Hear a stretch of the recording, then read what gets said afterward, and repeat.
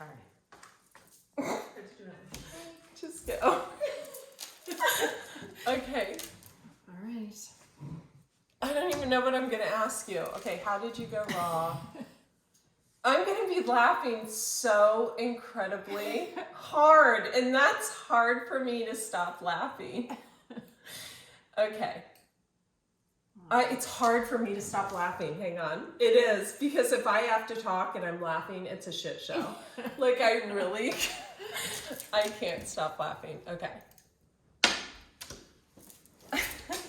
Okay, we're gonna not laugh. Okay. Very serious. So we're gonna wait for Facebook to actually gather us an audience. Do you do Facebook Live Never. ever? Never? Oh my God, this is such a great moment. Let's see. So it's 5 o'clock on a Monday. So this will be, sorry. Should come on any moment. Hey, let's tell everyone we're on here live. Hey, Dennis, how are you? Let's let everyone know we're on live. We'll wait for Facebook to gather an audience. I am super stoked. Mom, do you remember when I bought her thick book in Ohio and you were like, just follow her recipes? Mom, Bonnie, Really? I feel like I need to tag my mom in this because when I went vegan, well, let's wait for them to gather. Okay. Oh, cool. We have 21 people on already. That's quick. Yeah. So, hey, you guys. Hi, Andrea everyone. Cox here. I am so stoked because Alyssa Cohen has already been bit by Lewis, and I am a huge fan of It's been Alyssa. a great day so far. It's been a... No, we don't. This is my twin flame, basically. It's my twin flame. So let me introduce you. Those of you who don't know me, I'm Andrea. I forgot, just like, it's not about me. But I have to introduce myself too. Those of you who are new to Facebook here, I'm Andrea Cox. I am a intuitive healer, a detox specialist by trade, and this is my idol, my soul sister. I bought her book when I was going vegan years and years ago in Ohio. Her book is about this thick. What is your book called? Yeah, 6 pounds. Living on live food. 6 My pounds. first book. It's a newborn, basically. Yeah. It was my baby. It was my child that I birthed. It was. Yeah. And she showed up at my house today from Boston, right? Yeah. You're from Boston? Mm-hmm. Her house is killer, just FYI. She showed up at my house today with cashews and celery to make her celery soup and interviewed me for her podcast. And I feel like I've arrived. I do. You guys, this is kind of like meeting, I don't want to say the president. That might not go over well for everyone. So this is kind of like meeting like Cher, okay? Or like a younger version of Cher. Like, this is amazing. I'm so grateful that you're psyched I'm here. Well, it's really funny because you were doing a Facebook Live, I don't know, like 6 months ago.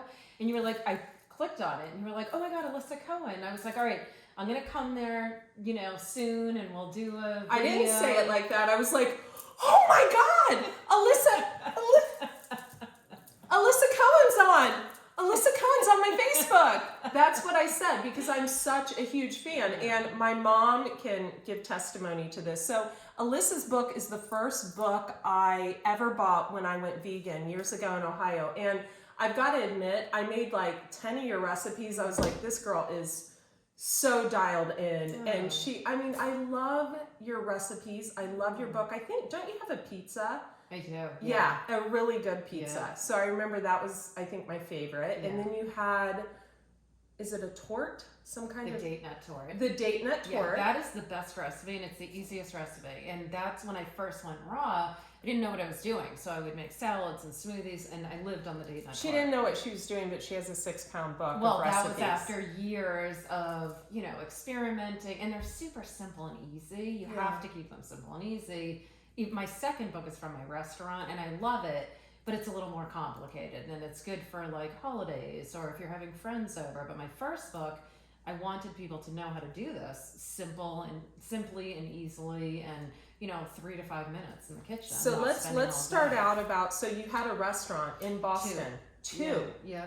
2 restaurants. Those of you who know how hard it is to open a regular Well, restaurant. I grew up in the restaurant business. Oh, yeah. I see. Yeah, I it's always see. in my blood. I see. I Yeah, gotcha. yeah. So she opened 2 raw vegan Yeah, restaurants? 100% raw. But they were Wow. super upscale. Kind of like Pure Food and Wine. It was that type of thing. Yeah. And And I what did hired you a call them? regular chef, Grezzo, which is Grezzo. raw in Italian. Oh, wow. Because I opened in the north end of Boston, which is there's like 100 Italian restaurants within 1 square mile. So it's right next to Faneuil Hall. I mean, it's not a real vegan, vegetarian friendly place. Mhm. So when I opened, people thought I was crazy, but I was making things like gnocchi and I'm just like, what's every- gnocchi? What's? I grew up in Ohio. Gnocchi? You don't know What's- what gnocchi is?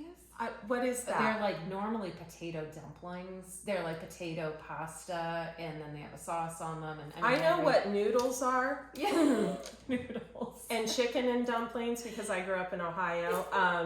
I know what noodles are. I know what applesauce with red hots are. I know what else did we make? My mom made manicotti, so I'm sure you know what that is. So I made raw manicottis. So it was all like an Italian theme. Yeah. And then I would make cheesecakes, and people couldn't wrap their brains around, like the raviolis. People would come in and they would say to me, "What's the pasta?" And I would say, "It's turnips." And they would say, "No, but what's the actual pasta?" And you would say, "It's turnips." Right. And what's the cheese? It's it was cashew. a Boursin, macadamia Wow. cashew cheese. So so let's go back. So Yeah. you grew up in Boston, right? Well, I grew up in Marblehead, which is a suburb of Boston. Oh, yeah. by the way, you guys, feel free to hit the like button and share this on your page. Sorry, quick plug. And share it in raw food or vegan groups. Dennis, I know you'll do this for me. Vegans United, etc. So you grew up in Boston and you ate a regular... I grew up in a deli, actually. My father had famous delis. Oh, wow. So yeah, we weren't vegetarian or vegan. But ever since I was super little, I would get stomach aches when I came home from camp, and I didn't know what it was. And it was from drinking soda, so I stopped drinking that. And then I just kind of, I think I always consciously knew that eating animals wasn't something I wanted to do. And I was always super picky. Like my family would make chicken for dinner and I would be picking through the veins. I mean, it always grossed me out. So it was that kind of thing. And when I was 16, I read John Robbins' book, Diet for New America. Nice. And I just went 100% overnight. See, I read your book, and that's what I read. I actually read your book. I read Natalia Rose's book, and I flew out to meet, I've told this story 100 times, Gil Jacobs, who's my friend on Facebook, by the way, who changed my life in one conversation over the course of an hour colonic. I was like, I'm going home. I'm never cooking my food again. I'm going raw vegan. And I did that overnight. And I stayed 100% raw for 10 years. And now I've been vegan for 18 years. But let me ask you this. So what made you make the transition? What was like the defining moment that you were like, I'm not going to eat animals again? And then what was the defining moment that you were like, I'm not going to cook my food? Yeah. All right. So really after I read John Robbins' Diet for New America, I was already like, I would sit down to eat with my family and I would be like picking apart certain foods, and my mother would be like, go make yourself a peanut butter and banana sandwich. Like, because your lineage is... I'm 100% Jewish. Yeah, so your mom, she would make the regular nice Jewish food, and you... Yeah, I mean, I had a grandmother who would make all the, like krepla and balinces, and I grew up in a Jewish deli. No idea what those are, but they were really good. Yeah. It's hard to get them up. Okay. So, but yeah, I just read his book, and I was already, like, I didn't like meat. It tasted, it didn't taste good to me. So it was a calling for you. It was a calling. I just knew I was, I had an occasional hamburger when I was little, but I was always drawn to fruits and vegetables and healthy food. So that was easy. I went vegetarian. I started making, I always loved to cook. I grew up in the restaurant, even when I was little, in the back of the restaurant making food.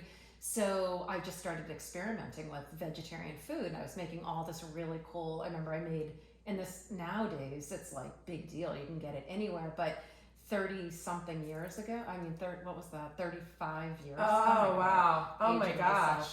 Yeah, so 35 years ago, I was making vegetarian meatballs, and I made them out of TVP, textured vegetable protein. Oh, Remember God, that that's stuff? so bad. Yeah. Yeah. But you know, there wasn't. I mean, Not there was, recommended. Yeah, there but, was tofu, but it was. They didn't have all these meat substitutes. So you were a pioneer in the industry. She was who I actually learned off of. You really, Gil Jacobs was huge for me. Reading Natalia Rose's book was huge for me, but just really the two of you. I remember when I did like rock and roll radio. That was like the first. I did that too. Yeah, with Rebel. How's Rebel? I haven't. I mean, I used to live in Laguna Beach. I think she lived near there. Yeah, and that's how I knew her. But, yeah, and so I'm sitting in Ohio, like, wow, this is stepping it up, you know. But if she wouldn't have written her book, I really would have never really kind of caught on to that lifestyle. It was a guide for me to get creative in the kitchen, and so I used your book. Before I wrote Rawlicious Recipes, before I wrote Juicing for Beauty, I used your book as a guide. And I remember my mom, I was telling her before this, I was like, my mom was like my hero. I would like take these big salads on Thanksgiving, and my mom would be like, Andy's bringing a huge salad, don't say a word to her. like I was such, I mean, it was Dayton, Ohio, where you said raw food and people thought you meant sushi. So yeah, well, I mean, I wasn't in California, I was in Boston. Nobody knew what I was talking about, but I loved that when I first went raw, and I was teaching people how to go raw. I loved that nobody knew, and it was exciting and different. I would see people's lives change before my eyes. My goal was to go to a class of hers. It was between you and reflexology school in Irvine, and I chose reflexology school, and I never used it. But yeah, I was like, God, I missed the gun on that. But I get to meet you. So the defining moment was... So with raw, I was vegetarian. I was super into health. I mean, for fun, I would sit and read, like, remember Earl Mandel's Vitamin Bible and I do not remember that. I mean, I used to read all these, stuff that a 16-year-old... Like the old school, like Arnold Arrett. Right. Yeah. Yeah, all that stuff. I couldn't get enough We're having a nerd off. Yeah. I couldn't get enough of it. I just wanted to know about the human body and how it works and what you feed it. You know, how you fuel your body, then what happens. And so, and then when I was like 18, I went to work at a health food store, and the woman, I remember she needed a manager, and she said, do you know anything about supplements? And I was like, absolutely. And I'm thinking, not sure what I know. Right. I've been reading, and I said, sure. And I started managing the store, and she taught me a lot. And she actually, this was the defining moment. She had one of her best friends used to use the downstairs for sewing, and she had this little 3-year-old girl, and they were 100% raw. And at that time, I mean, again, this is 30 years ago. It's like 34 years ago. And I was like, she's raw.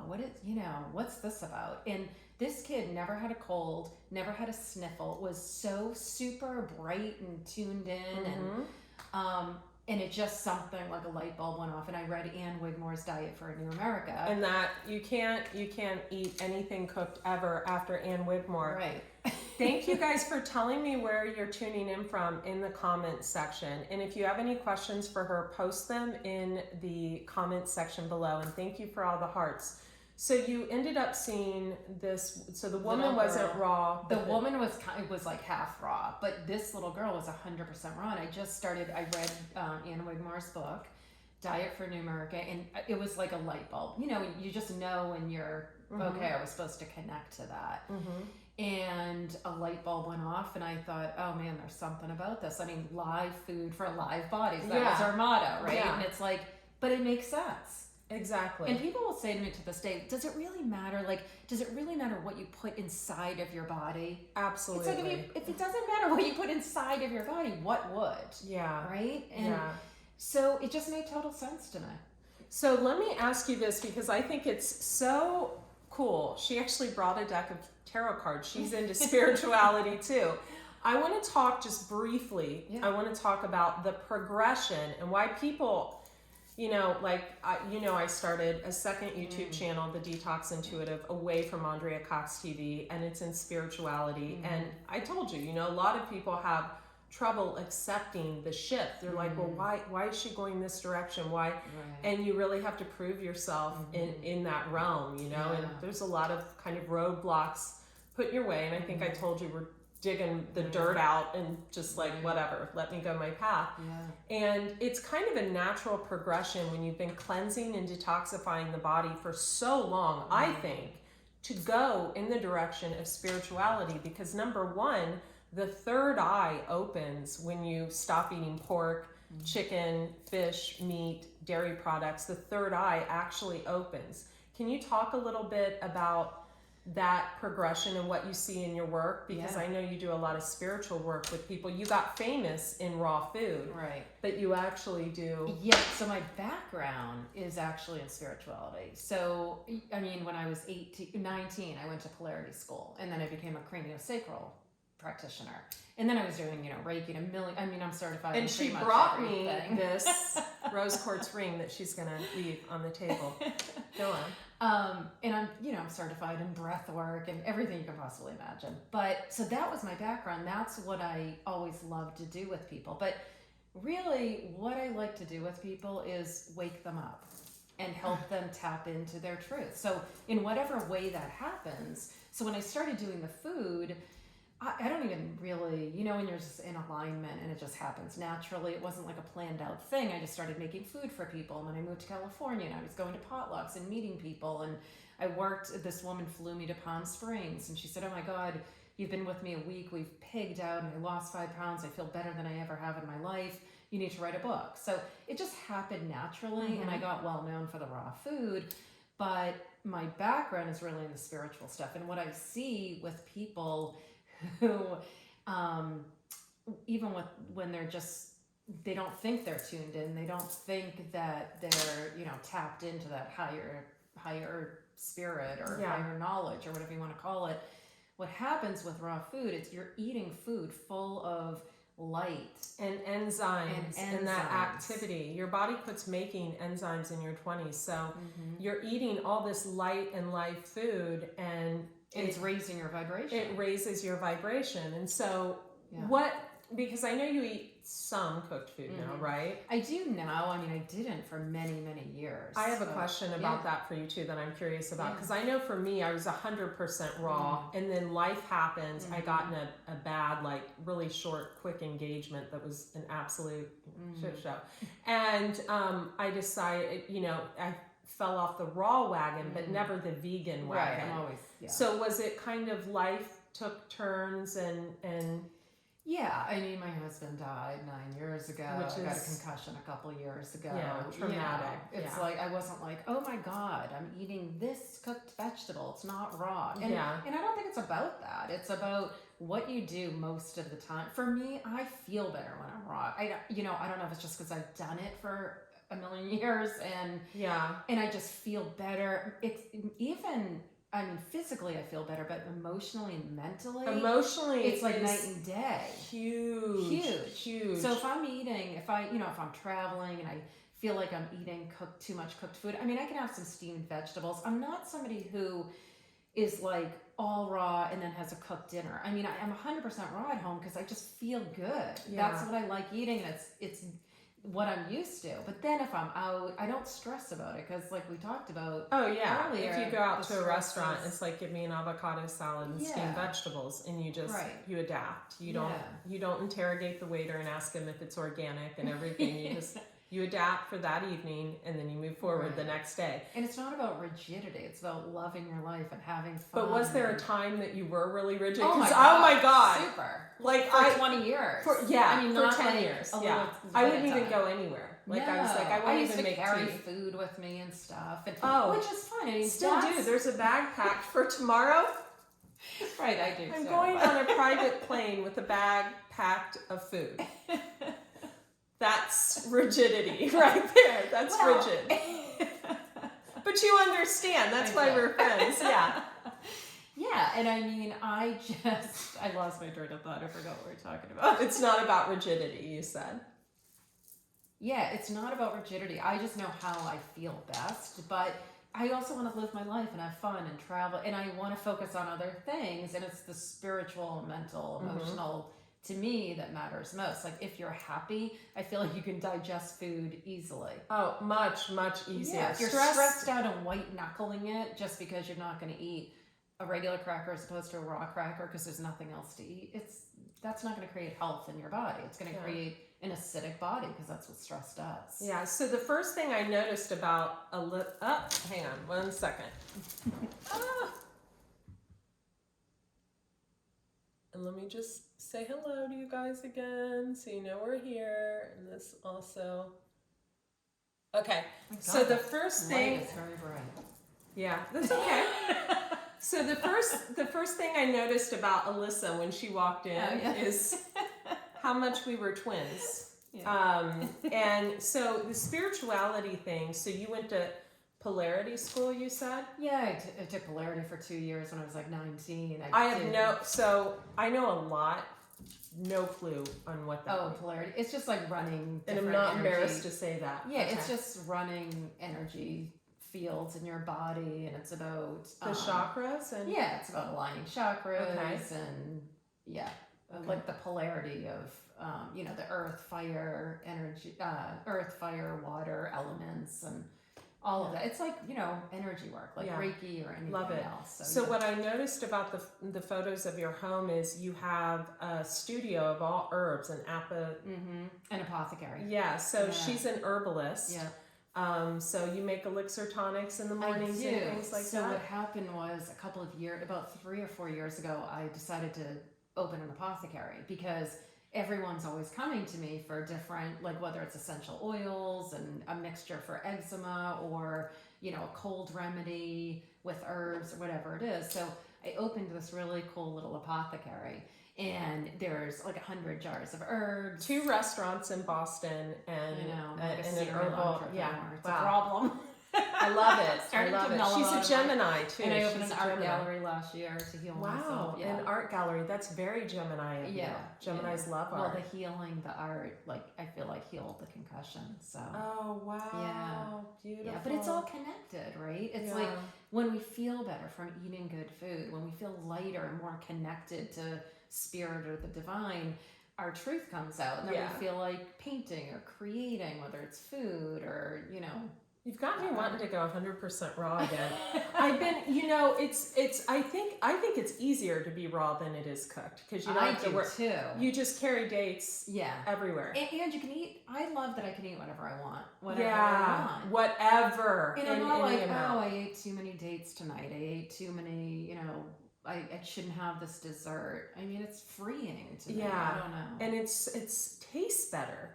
I think so. It tastes much better. The desserts, there's nothing better than and the soups. And if I get the munchies at night, I'll make like the bottom of my date nut tart, which is raisins and walnuts, like a crust. I make a banana ice cream. I put hemp seeds on it, and I make blueberry syrup, and then a whipped cream macadamia. And what diet can you eat that on? What I notice about you is you look exactly like you did when I got your book. Like I want to say, like almost like 20 years ago. When she walked in, I was like, oh my God, she looks exact. So I just love that you've lived this lifestyle and you've maintained. And so where can they go to get your books, your all that stuff? And I know you're constantly developing more and more. She has a podcast. I was on her podcast earlier. She's going to upload that. Yeah. It's really good. We talk about a lot of stuff. Yeah. And your dog is in it the whole time. And my dog is on the table. Right here the entire time.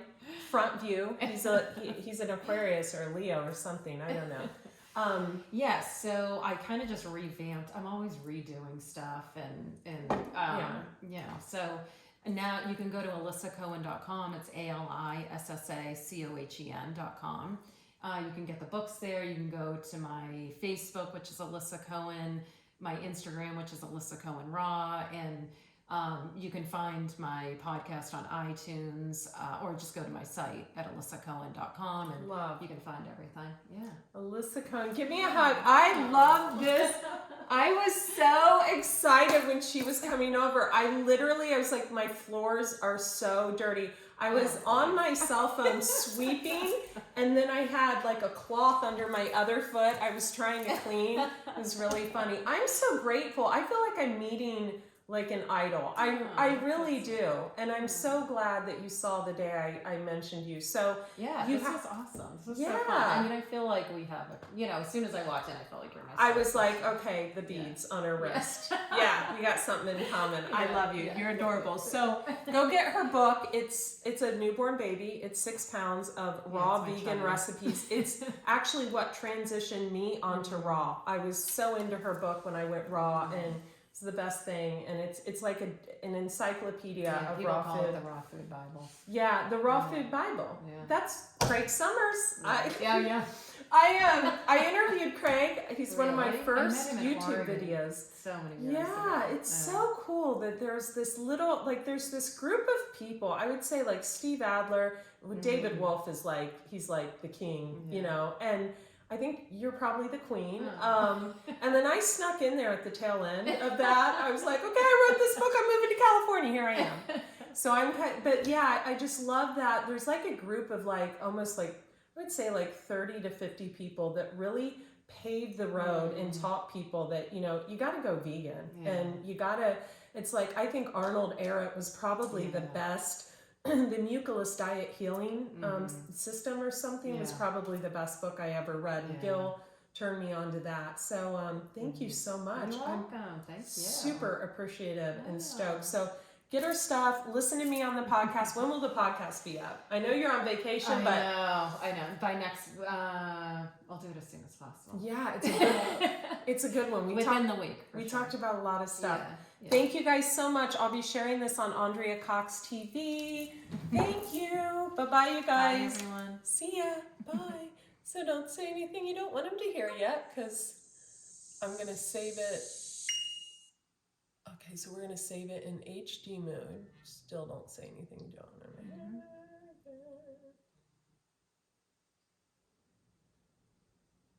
It's saying couldn't save video? Oh my God. You're kidding me. You're kidding me. What is this?